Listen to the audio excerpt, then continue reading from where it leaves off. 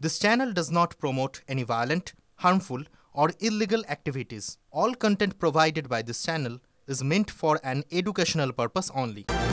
10 বছরের ছাত্রীকে ধর্ষণ খুনের প্রতিবাদ বিজেপির কুলতলি থানা ঘেরা অভিযানে তুলকালাম। কুলতলি থানার সামনে বিক্ষোভে সুকান্ত মজুমদার, অগ্নিমিত্রা পল, ফাল্গুনী পাত্ররা, যে ছবি আমরা দেখাচ্ছি। পুলিশ বাধা দিতে ধুন্ধুমার কাণ্ড, ব্যারিকেডে ধাক্কা, পুলিশের সঙ্গে তুমুল ধস্তাধস্তি, বাইরে থেকে ইট ছোড়া হয়েছে বলে অভিযোগ সুকান্তর। দফায় দফায় থানার সামনে বসে অবস্থান করে বিজেপি। ইটের ঘায়ে 3 পুলিশকর্মী জখম, দাবি পুলিশের। কুলতলিতে উঠল উই ওয়ান্ট জাস্টিস স্লোগান। দেখুন, আমরা গণতান্ত্রিক পদ্ধতিতে আন্দোলন করছিলাম, কিন্তু পুলিশ যেভাবে গণতান্ত্রিক আন্দোলনকে ধ্বংস করার চেষ্টা করলো, বিনা প্ররোচনায় আমাদের কর্মীদের উপরে লাঠিচার্জ, মহিলাদের উপরে পুলিশ দ্বারা অত্যাচার, লাঠিচার্জ, ধাক্কাধাক্কি, শ্লীলতাহানির চেষ্টা করা হলো। আমরা তীব্র প্রতিবাদ জানাচ্ছি। প্রয়োজনে আমরা কোর্টে যাব, কিন্তু পুলিশকে আমরা ছেড়ে কথা বলবো। আমরা এর শেষ দেখে চালাবো। আন্দোলন কতক্ষণ চালাবেন? আমরা আন্দোলন চলছে, আমাদের আন্দোলন চালাবো। আপনারা জানেন এটা পুজোর মরশুম, রাজ্যের যা পরিস্থিতি, ভারতীয় জনতা পার্টি রাস্তা অবরোধ করে গোটা রাজ্যকে অচল করে দিতে পারত বা বন্ধ রাখতে পারত, কিন্তু ভারতীয় জনতা পার্টি একটা সেন্সেবল বিপক্ষ। আমরা সেন্সেবল বিরোধী পার্টি। আমরা জানি এই সময় গরিব মানুষের রোজগার করার সময়।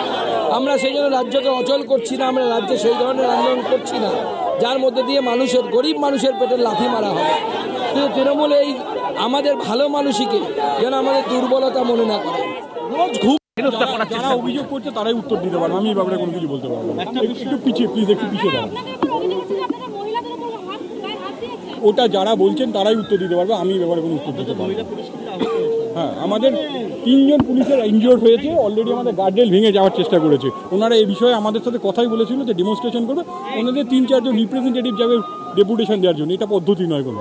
কিন্তু অত্যন্ত সিরিয়াস একটা কোশ্চেন, সেটা হচ্ছে পরিবার জানাচ্ছে আপনাদের বিরুদ্ধে নিষ্ক্রিয়তার অভিযোগ, যা সিবিআই তদন্ত দাবি জানাচ্ছে নিষ্ক্রিয়তার জন্য। সেটা ওনারা করতেই পারেন, ওটাতে আমার কোনো বক্তব্য নেই। সুপিরিয়ররা আছে, তারা উত্তর দেবেন। দেখা গেল যে আপনার উপরে আক্রমণ হলো হঠাৎ করে। দেখুন, আমি কোনো আলাদা কেউ নয়, আমি একজন পুলিশ কর্মী। আমার মতো আরও অনেক পুলিশ কর্মী আছে, তারা সবাই একসাথে ডিউটি করছে। ডিউটি করতে গিয়ে যেটা হয়েছে সেটা আমরা অ্যাজ পার ল অ্যাকশন করবো। এদিকে কুলতলি যাচ্ছেন জুনিয়র ডাক্তাররা, ধর্ণা মঞ্চ থেকে কুলতলি যাচ্ছেন ডাক্তাররা। কুলতলিতে সিনিয়র ডাক্তারদের একটি প্রতিনিধি দলও রয়েছে।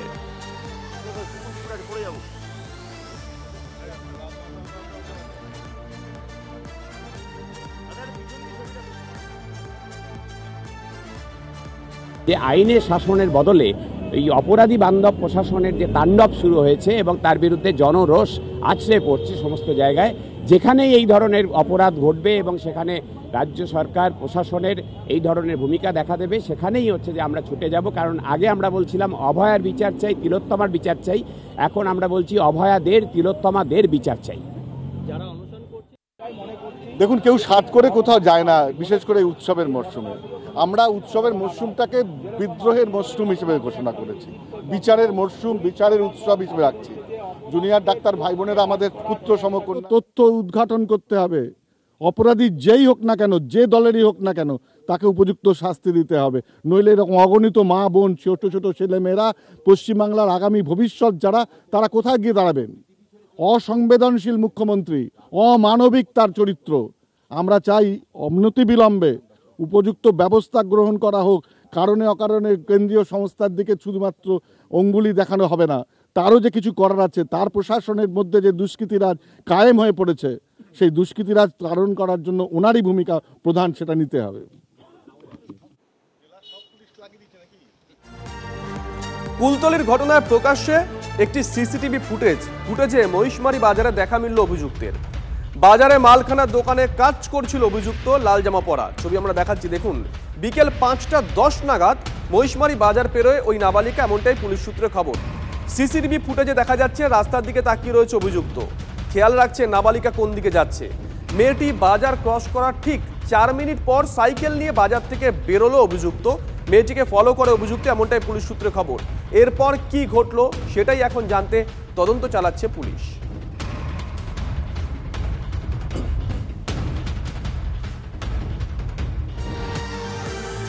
নাবালিকার ধর্ষণ খুন ফুঁসছে জয়নগর। রাস্তায় বসে প্রতিবাদে গ্রামের মহিলারা। জয়নগরে রাস্তা অবরোধ করে বিক্ষোভ, দোষীদের সর্বোচ্চ শাস্তির দাবিতে ক্ষোভের আগুন গোটা জয়নগর জুড়েই।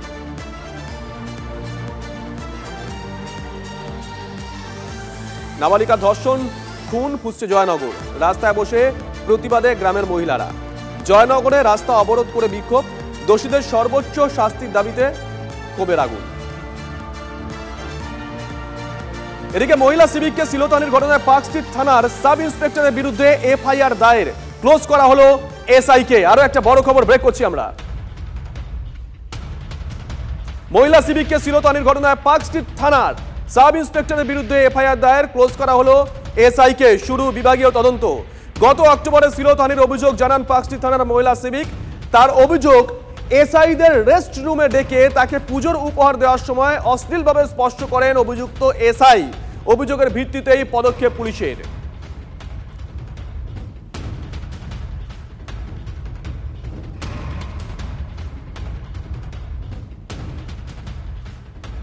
মহিলা সিভিককে শ্লীলতাহানির ঘটনায় পার্ক স্ট্রিট থানার সাব ইন্সপেক্টরের বিরুদ্ধে এফআইআর দায়ের, ক্লোজ করা হলো এসআইকে, শুরু বিভাগীয় তদন্ত। বড় খবর ব্রেক করছি আমরা। গত অক্টোবরে শ্লীলতাহানির অভিযোগ জানান পার্ক স্ট্রিট থানার মহিলা সিভিক। তার অভিযোগ, এসআইদের রেস্ট রুমে ডেকে তাকে পুজোর উপহার দেওয়ার সময় অশ্লীলভাবে স্পর্শ করেন অভিযুক্ত এসআই। অভিযোগের ভিত্তিতেই পদক্ষেপ পুলিশের।